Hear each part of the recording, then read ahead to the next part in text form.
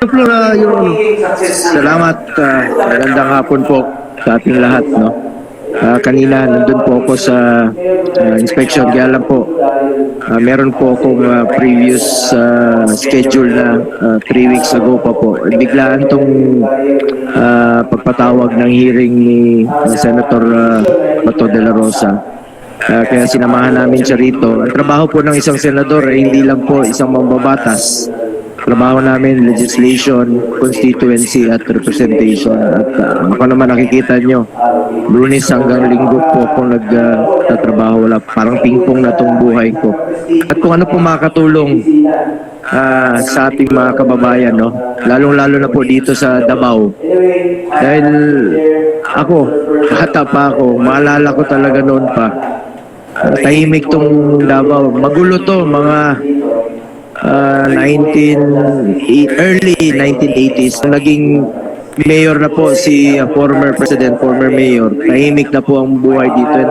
It used to be known as the most livable city in the Philippines. No? Tahimik po ang buhay dito. At hindi po magiging successful yan. Hindi po dahil sa ating mga kapulisan. Hindi magagawa ni Mayor Duterte yung trabaho niya, kundi po dahil sa inyo. Kaya kanina nakita ko si General Torre. Naalala ko lang po, ito nasubaybayan ko yung career ng ating chairman. Ang posisyon na hindi niya nakamtan bago siya naging Chief PNP ay maging RD po ng regional office ng Region 11. Naging Chief PNP siya pero di siya naging RD. So napakahalaga po niya, no? Isa po yan sa pinaka-prestigious na opisina. Regional Director ng Region 11. Anyway, Mr. Chair and resource persons in attendance today, magandang araw po sa ating lahat. I speak before you today not just a mere legislator, but as a voice for justice, fairness, and the protection of human rights. Mr. Chair, sa isang demokratikong bansa tulad ng Pilipinas, napakahalaga po ng maayos na pagpapatupad ng batas. No one is above the law. Sabi nga nila, kung pulis ka, nasa gobyerno na may mataas na katungkulan o normal na mamamayan, you are not above the law. Mr. Chair, ang maayos na pagpapatupad sa batas ang nagsisilbing pundasyon ng ating tiwala sa gobyerno at nagpapatibay ng ating paniniwala sa isang patas at makatarungang sistema. However, Mr. Chair, when the enforcement of law crosses the line into excessive force, when it is wielded not as a tool for justice but as a weapon of destruction, it is incumbent upon us to speak out. Kaya po kami narito ngayon. Sana po matapos na po itong kaguluhang ito. At dahil po sa nangyari sa KOJC ngayon, magdadalawang linggo na. To be exact, bukas, no?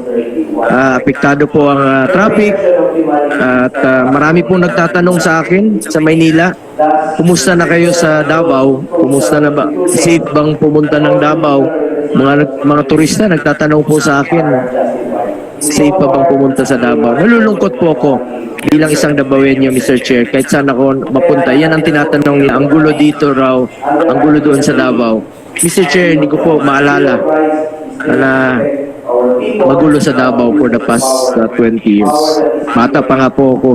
Sabi ko, tahimik po yung buhay natin dito sa Davao. Nalulungkot po ako sa mga ganitong pangyayari. Hanggang kailan ba ito matatapos? Kaya kami narito para malaman po ang totoo at matapos na ito. Dahil kawawa po yung ordinaryong Pilipino.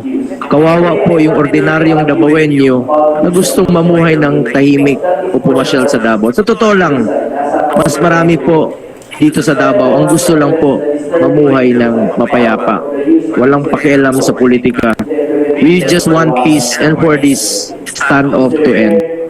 One of the founding fathers, Marcelo H. Del Pilar, whose birthday we just commemorated last August 30, once said, "The perfection of humanity is not possible without freedom for the individual. Thus, the existence of social institutions and all political organizations and relationships are justified, insofar as they have for their primary aim the defense and protection of freedom." Kung kaya nga nandyan po sa saligang batas, under Article 3, ang Bill of Rights. The Bill of Rights is there to protect our people from abuses of power, power that is given by our people. The Bill of Rights is our collateral, our security, our safeguard against abusive people in the government. As we are all aware, Pastor Quiboloy, a spiritual leader, stands accused. But today, I am not here to argue about his innocence or guilt because that is for the courts to decide. Nasa korte naman po ito. Instead, I want to address the disturbing exercise of power or the use of excessive force in the implementation of the warrant of arrest against him.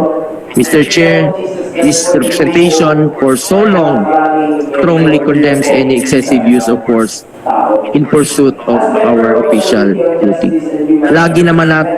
Lagi po akong umaapila sa gobyerno, especially to our law enforcers, to be prudent in their actions and remain fruitful to their mandate to serve and to protect. Kaya naman po ang trabaho ng pulis, to serve and to protect.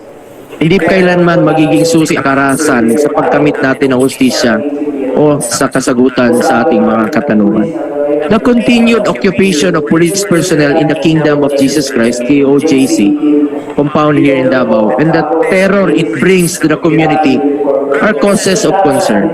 While it is the duty of the police to serve an arrest warrant, there is no excuse for using force, creating fear, compromising the safety of civilians, disrupting the peace in the community, and the face-to-face classes of students enrolled and occupying a place of worship.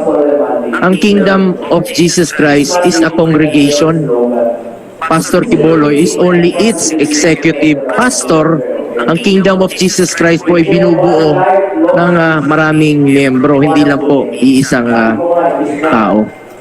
As member of the Committee on Justice and Human Rights and member of this Public Order Committee, I support the intent of Senator Bato de la Rosa and Senator Robin Padilla to scrutinize this PNP operation, which led to the death and injuries of civilians. Alam naman po natin, Mr. Chair, tayo mismo, ikaw naging chief PNP ka. Suportado natin ng pulis hanggang ngayon, pinaglalaban natin ng pulis. And even during the time of former President Duterte, 2018, dinoble po ang sahod ng pulis, ng military, uniform personnel at pinaglaban natin ito. At full support po kami sa pulis hanggang ngayon po. Andirito po kami, Senator Bato ni Senator Rubin, na sumusuporta po sa inyo, lalong-lalo na po in line of duty. Mr. Chair, it is crucial to remember that our law enforcement agencies, particularly the PNP, have a solemn mandate to serve and protect. This mandate is not just a slogan. It is a duty, a responsibility to protect the rights and welfare of every citizen. Mr. Chair, one life lost is one too many.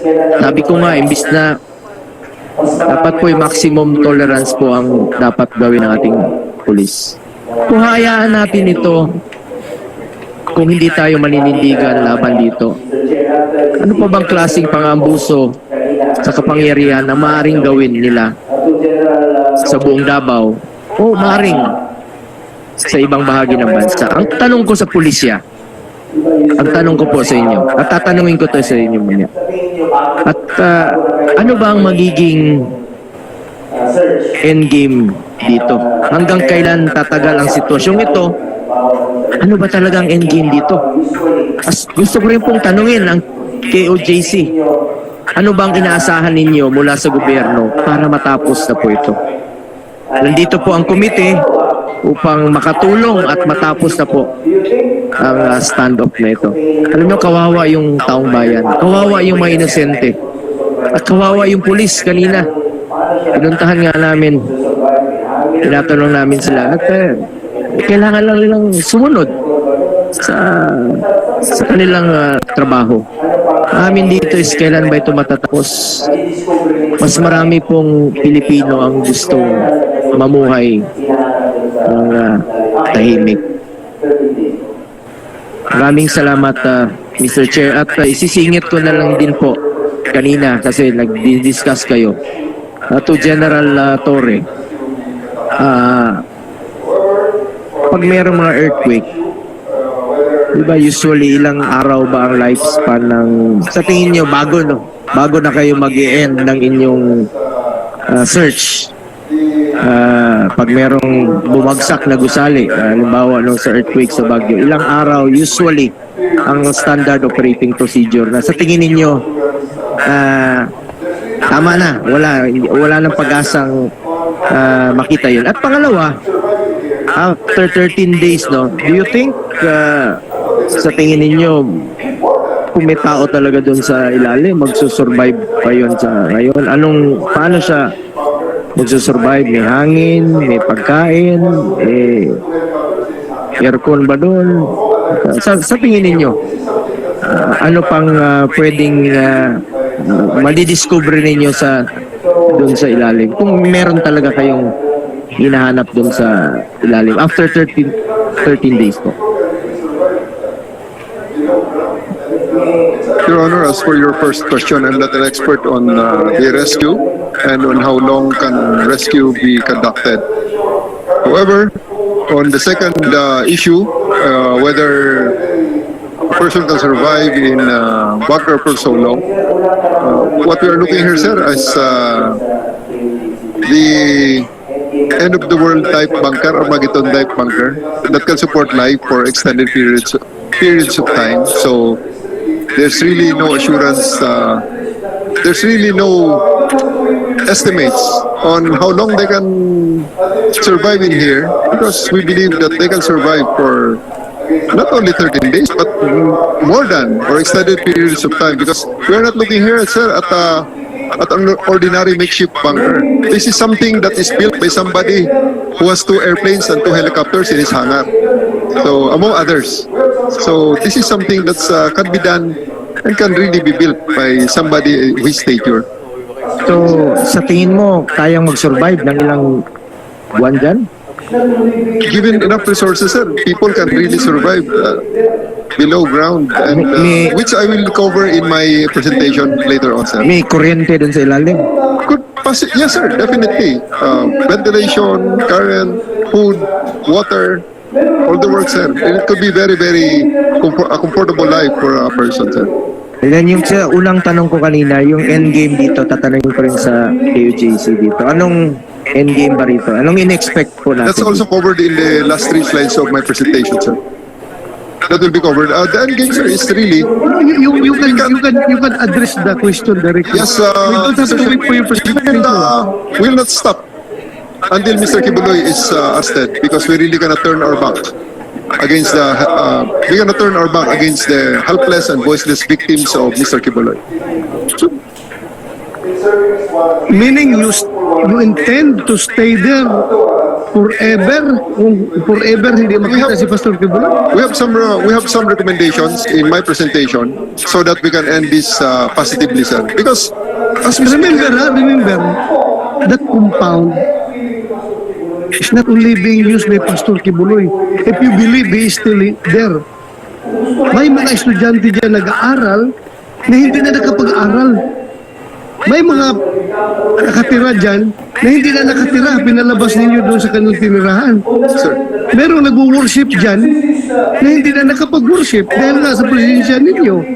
So, you mean to say you are willing to sacrifice all these rights, all these human rights of these people